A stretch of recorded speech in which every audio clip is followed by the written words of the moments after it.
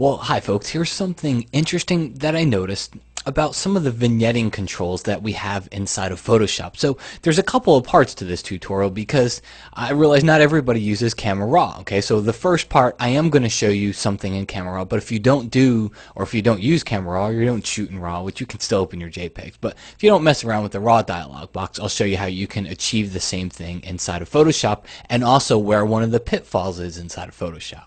Okay, so what we have here is a very popular effect. If we go to our lens corrections tab, a lot of folks will go to like a post-crop vignetting setting and it darkens the edges, and it's just become vignetting used to be something that a lot of times we try to remove. You know, you'd see the darkened edges and you try to drag your vignetting slider the opposite way, which kind of lighten the edges here to counteract that, but it's become a nice finishing touch. Okay, so that's nothing new. Lots of people vignette. It draws the people in, draws your viewer in toward the kind of the center of the photo here.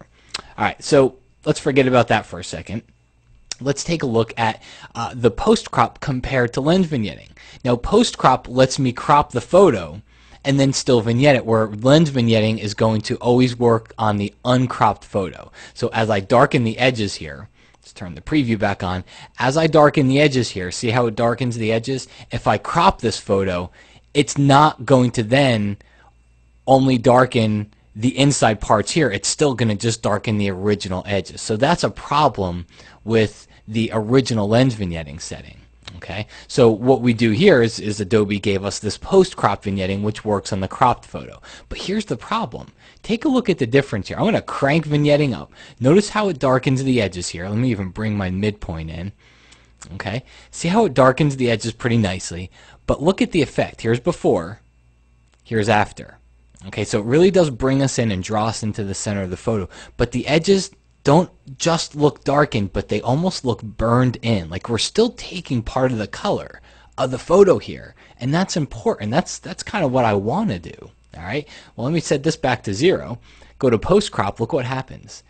Post-crop vignetting is literally, it was just added as a special effect because they realized everybody was doing this vignetting thing and they were doing it to crop photos, so they gave us these sliders. But it literally is just a special effect, and all it's doing is adding black on top of there in a low opacity until I really increase it till it's all black. Okay, but it's just basically adding black or gray, which makes it look blah. All right, so that's one example. Let's go back to the other one. And that's another example. See the difference? See how much better this looks when you can use it. If you haven't cropped your photo, then I'll usually stick with this. Well, let's set it back to 0. And let's go ahead and open this image into Photoshop. And I'll show you something that I thought was interesting here, which is I figured, well, if I went to the filter menu, because if you don't use Camera Raw, you could go to filter lens correction. It opens up the ginormous lens correction dialog box with the ginormous annoying grid inside of that dialog box. So let's turn it off. And we get a vignetting setting here, but it's actually not doing what Camera Raw was doing. It's almost doing what the post crop was doing, which is darkening these edges. Okay, and it's not just darkening them, but it's kind of making them that gray blah, and that's not really what I was looking for here. Okay, so let's cancel out of this, go back over to the layers palette, and here's something that you can use. If you don't use Camera Raw, then you can do it this way. Even if you do use Camera Raw, sometimes you're going to find it's hard. What about if your subject's not in the center, or you want a little bit more control over where that darkening is taking place, but you still want that burning in effect? Well, here's what you do. You take your rectangular marquee tool and you make a rectangle. All right, leave yourself about an inch or two inside the photo on all angles, or maybe make your rectangle more kind of weighted over here toward the right. I got lots of space over here. Okay, that's perfectly fine. We're going to come up here to the select menu, go down to modify. I'm going to go to feather. I'm going to feather the living daylights out of this. Let's go with 75 pixels. And that should look pretty good here. If you're using a higher resolution photo than I'm using here, you might want to even go with a setting of 100 to 150. Okay? And what we're going to do here is I'm going to select the inverse, and then I'm going to go to duplicate the layer, just Command or Control J, and instead of duplicating the whole layer, see, it just duplicated the portion that I had selected here, and now I can get the burning in effect by changing my blend mode from normal to multiply. Okay, and you see the difference there? It's not adding black, it's taking the existing color and it's burning it in more. It's darkening, but it's darkening in a different way. And to me, in a more pleasing way.